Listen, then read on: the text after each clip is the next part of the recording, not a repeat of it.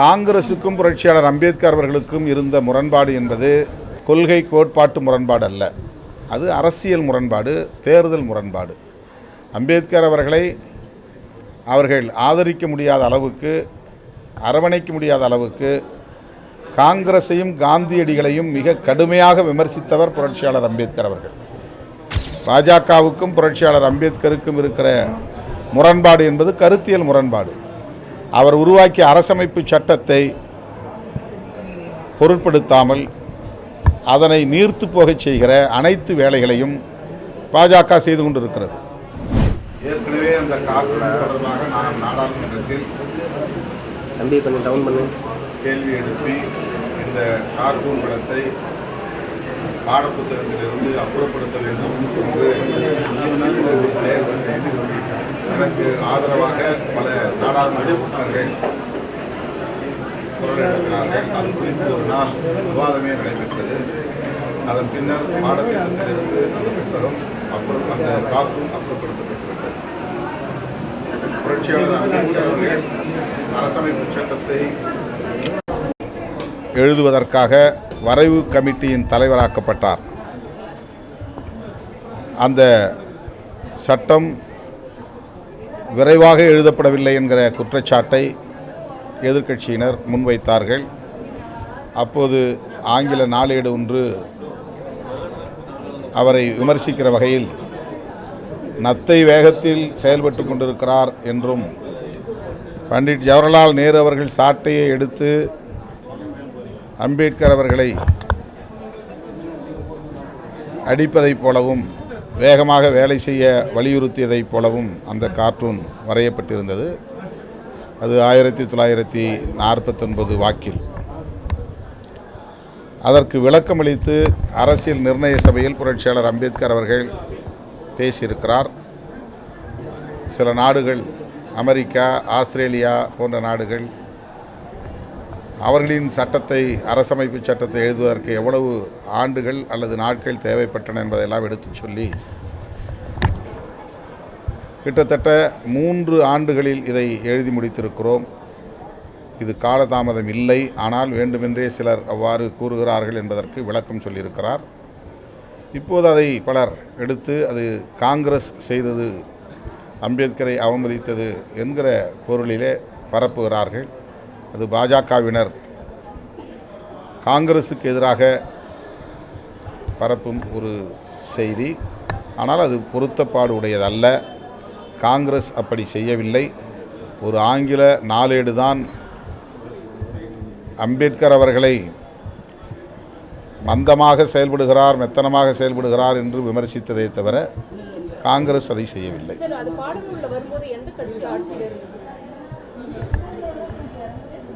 அப்போது UPA government, Congress ஆட்சி. அதற்கு பொறுப்பேற்று தான் உடனடியாக அவர்கள் அதை அப்புறப்படுத்தினார்கள். அது என்சிஆர்டி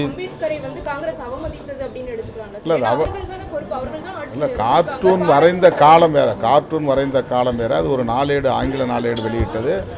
அந்த நாளேட்டுக்கு இருந்த கருத்து அது. அதை அரசமைப்பு சட்டத்தை பற்றி பாடப்புத்தகத்திலே எழுதுகிற போது இப்படியெல்லாம் கார்ட்டூன் அந்த காலத்தில் இருந்தது என்பதை மாணவர்களுக்கு எடுத்து காட்டினார்கள். அது தேவையற்றது என்று நான் தான் அந்த பிரச்சனையை எழுப்பினேன். நாடாளுமன்றத்திலே அந்த பிரச்சனையை நான் தான் எழுப்பினேன். அதன் பிறகு அது விவாதத்திற்கு வந்து அரசு ஆணையிட்டு அது அப்புறப்படுத்தப்பட்டு விட்டது. அம்பேத்கரை இந்த மாதிரி அவமானப்படுத்திய காங்கிரஸ் கூட இன்னைக்கு கூட்டணியில் இருக்கிறது அம்பேத்கருக்கு அவமரியாதை இல்லையா? காங்கிரசுக்கும் புரட்சியாளர் அம்பேத்கர் அவர்களுக்கும் இருந்த முரண்பாடு என்பது கருத்தியல் முரண்பாடு அல்ல, கொள்கை கோட்பாட்டு முரண்பாடு அல்ல. அது அரசியல் முரண்பாடு, தேர்தல் முரண்பாடு. அம்பேத்கர் அவர்களை அவர்கள் ஆதரிக்க முடியாத அளவுக்கு, அரவணைக்க முடியாத அளவுக்கு காங்கிரஸையும் காந்தியடிகளையும் மிக கடுமையாக விமர்சித்தவர் புரட்சியாளர் அம்பேத்கர் அவர்கள். காந்தியும் காங்கிரஸும் தீண்டப்படாதவருக்கு செய்தது என்ன என்ற ஒரு பெரிய புத்தகத்தையே எழுதி வெளியிட்டவர் அம்பேத்கர் அவர்கள். அப்போது பிஜேபி என்ற ஒரு கட்சியே கிடையாது. இந்து மகாசபா என்கிற அமைப்பு இருந்தது. ஆர்எஸ்எஸ் அமைப்பு தோன்றிய காலம் அது. அப்போதெல்லாம் அவர்கள் பெரிய அளவிலே மக்களிடத்தில் செல்வாக்கு பெற்றவர்களாக இல்லை. இந்திய அளவில் ஒரே கட்சி காங்கிரஸ் கட்சி, ஒரே தலைவர் காந்தியடிகள் என்ற சூழலில் காந்தியடிகளையும் காங்கிரஸையும் புரட்சியாளர் அம்பேத்கர் அவர்கள் மூர்க்கமாக எதிர்த்தார் என்பது வரலாறு. ஆகவே தேர்தல் அடிப்படையில், அரசியல் முரண்பாடு அடிப்படையில் அவர்களுக்கு இடையிலே மோதல் இருந்தது, இடைவெளி இருந்தது. ஆனால் அம்பேத்கர் அவர்களுக்கு நினைவிடம் கட்டி பெருமை கொண்டாடுகிற அதே வேளையில், அவருடைய கனவுகளை தகர்க்கிற வேளையில், சிந்தனைகளை சிதறடிக்கக்கூடிய வேளையில் பாஜக ஈடுபட்டு வருகிறது. பாஜகவுக்கும் புரட்சியாளர் அம்பேத்கருக்கும் இருக்கிற முரண்பாடு என்பது கருத்தியல் முரண்பாடு. அவர் உருவாக்கிய அரசமைப்பு சட்டத்தை பொருட்படுத்தாமல் அதனை நீர்த்து போகச் செய்கிற அனைத்து வேலைகளையும் பாஜக செய்து கொண்டிருக்கிறது.